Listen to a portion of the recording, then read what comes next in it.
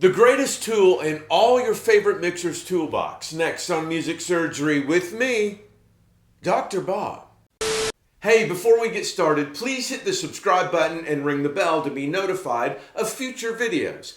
Also, there are tons of great samples from my personal library below in the description of every video. They're all pay what you want.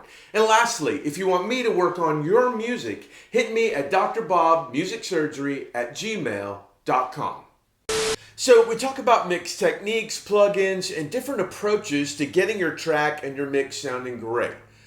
This tool, in many ways, is the most important of all, and absolutely every one of your favorite mixers uses it. Watch this. All right, you guys, really important stuff this week.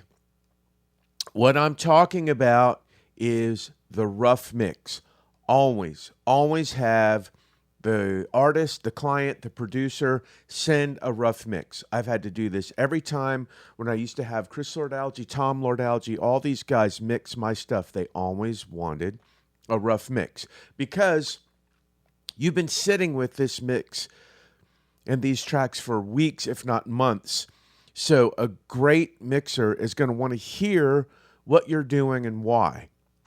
For example, let me just show you. I'm going to play you part of the chorus of this song. I'm going to play the rough mix and kind of tell you what I've learned from the rough mix and then show you what I've done in the real mix. So here's a rough mix.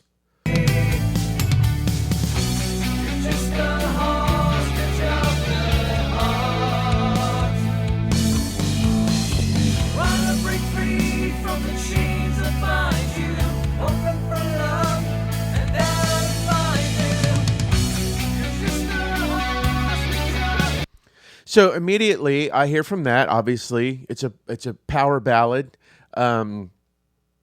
Big Tom fills. I hear that he likes the use of his lead vocal doubled, and I hear that he values the high harmony above that vocal. Listen again.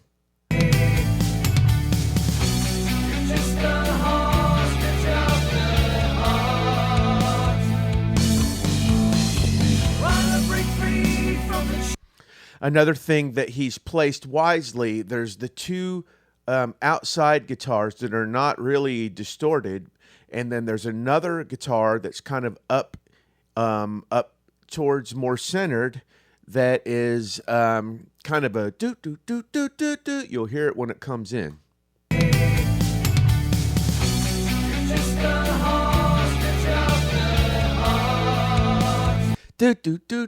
Which is wisely placed, not being on one of the sides, because the two sides of the electric guitar are already taken up. So I'm learning. I mean, a lot of times they put time and energy into the rough mix, not exactly to make it the mix, but they want to capture a feeling. They want to capture whatever emotion they had been feeling as they record, as they overdub, as they sing, whatever. So the first thing he sent was this kick and snare.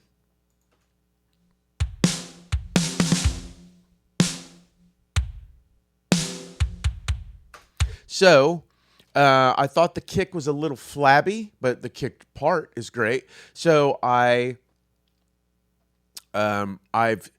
replaced that with some kick and snare samples. All of this with kick and snare samples, but I kept his snare. But because of this is more of a power ballad type thing, I put some verb on it.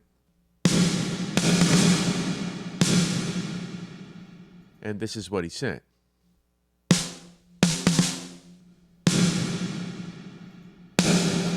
So obviously I'm getting some meat and beef and up in front snare with all of these snares and kicks. And I've muted his kick. Cymbals were great that he sent. Toms were great. You can hear that he likes the tom fills to be in your face and big. So I've done all that. The bass obviously just sounds great. There's no real tricks with that. But what I'm trying to get here is the essence of what he did, but it's not what he was saying, it's what he meant. I get the big power ballad thing. So I've Here's the guitars. Here's the guitar that we've talked about.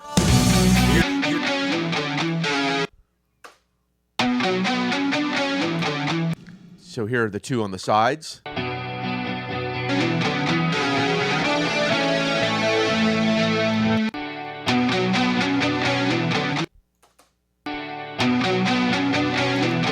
I might put it just off center a little to not be in the way of his vocal. Here are the lead vocals. I've got the lead and then the double up pretty loud. You're just a hostage of the heart, trying to break free from the chain. And the high harmonies, we've got those up. You're just a hostage of the heart. You're just a hostage of the... So, those are the main things that I've gained in just this part of the chorus, from his rough mix that really helped me, which I feel is a valuable tool to set my course in the right direction. Because there's many ways to do this.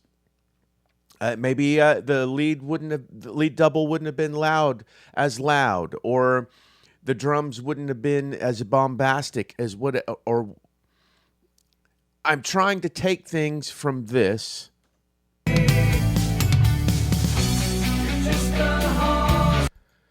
and make it this. You're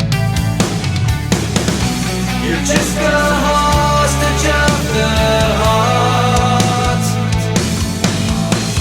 trying to break free from the chains that bind you, hoping for love and then find you. You're just a hostage of the heart. You're just a hostage of the heart.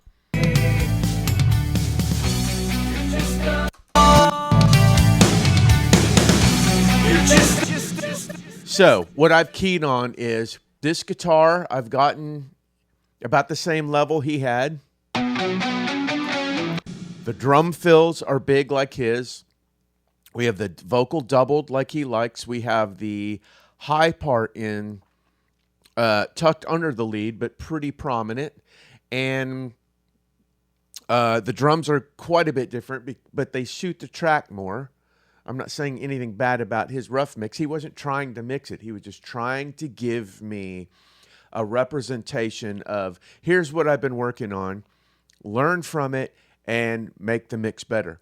So, always ask for a rough mix.